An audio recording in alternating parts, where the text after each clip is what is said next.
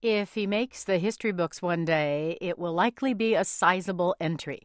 Elon Musk is still just 36 years old, but he's earned hundreds of millions of dollars from two internet startups. And instead of buying an island, he set himself two challenges in the direction of, as he might think of it, saving the world. First, he'd like to get people to drive clean electric cars. Secondly, he'd like to help humans settle another planet. But saving the world has never been easy. NPR's David Kestenbaum has this profile. I meet Elon Musk in a San Diego hotel lobby. The first words out of his mouth are, "Hi, and have you seen the car yet?" Outside is a red sports car, the Tesla Roadster. Musk describes it in technical detail. I feel like I'm in one of those James Bond movie scenes where Q is explaining the latest gadget. Finally, we get in. I'll go for a little ride. Oh, the car's on. Yeah. It's not so good for radio. There's no vroom vroom. Well, it's great if we want to talk. It's quiet as a mouse. Under the hood are batteries, about 7,000 of the little cells used in some laptops, all connected together.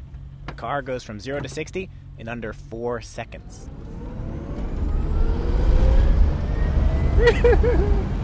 Musk looks young and boyish. He's also tall. His left leg is all crunched up by the dashboard. That's second gear. The cost in electricity to drive a mile? 1 or 2 cents, he says. No gasoline, no tailpipe. There's an impressive list of people who have prepaid for one of these cars. Not impressively long, just impressive. George Clooney. There's the founders of Google, Larry and Sergey. What's his name? Flea from the Red Hot yeah. Okay. Flea from the Red Hot Chili Peppers bought a car. The Tesla Roadster lists for about $100,000. Sounds crazy, but for Elon Musk, certain things make fundamental, irrefutable sense. Clean electric cars are one. He got the company off the ground with $37 million. Hopes it can grow into a major auto company like Ford or GM, though he sometimes says that in a quiet voice. Musk has not experienced a lot of failure. His first company sold for over $300 million. Then he helped build up PayPal, which sold for $1.5 billion. And the electric car business is really a side project. Here's the thing that takes up most of his time. 5, First stage 4, engine sequence initiated. 3. A rocket 2, company called 1. SpaceX. We have Musk liftoff. built it from scratch with over $100 million of his own money. Velocity 450 meters per second. Altitude. His goal is to bring down the cost of putting something in orbit, not by a little, by 90%. Eventually, 99% by recovering and reusing parts of the rocket.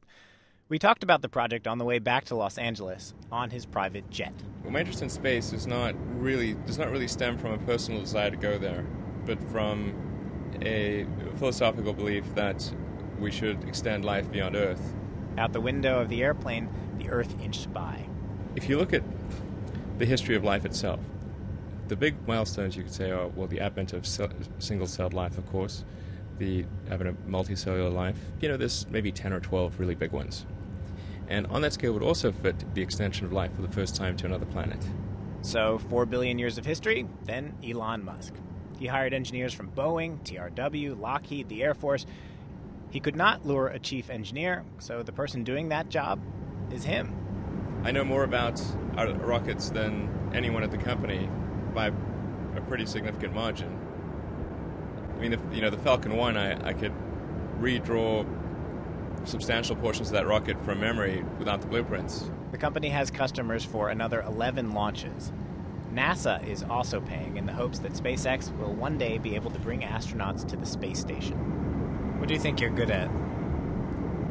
What I'm good at is, well, I think I'm good at inventing solutions to problems.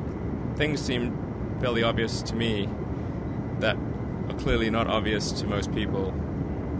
So, and I'm not really trying to do it or anything. I just seem like, I don't know, I can see the truth of things, and others seem less able to do so. And up in this plane, in Elon's world, everything seems possible, inevitable.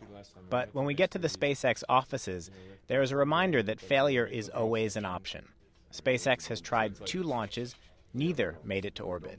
And in a cubicle next to Elon's cubicle are mangled rocket pieces. This here is a B-nut. This is the baddie. You can see the corrosion here. Obviously, it's worse now because it was actually submerged in the ocean. This is Gwynne Shotwell. She's in charge of business development. It started squirting propellant. And when we ignited the gas generator to light the engine, it obviously caught the fuel on fire. At what point do you get into trouble? Like, how many more times can you not reach orbit? We need to get to orbit. We need to get to an orbit, a stable orbit on the next flight. We'll survive if we don't, but it will be difficult to acquire customers at that point. There are risks to all of Elon Musk's plans, which, of course, he knows. Elon Musk was born in South Africa. He read science fiction as a kid and the great philosophers, which he didn't think so much of.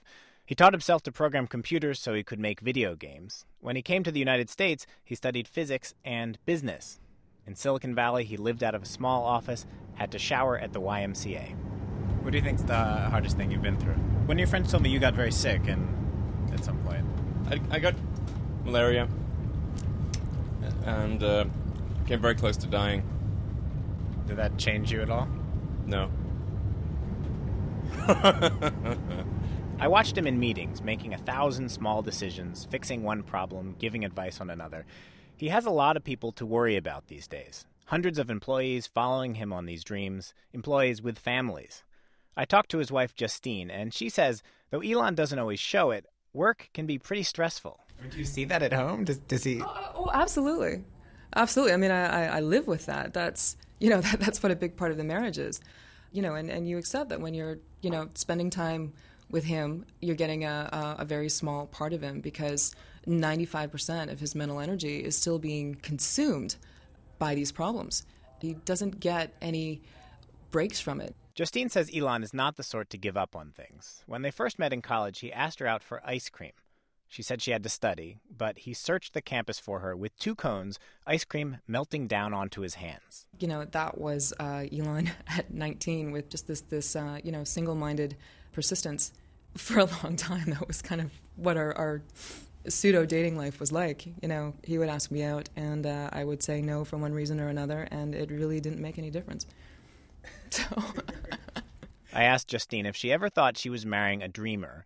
No, she said, just someone insanely ambitious, intensely logical, and very determined. David Kestenbaum, NPR News. Elon Musk once told a friend about a unique way to make more time for work. You can hear about that at npr.org.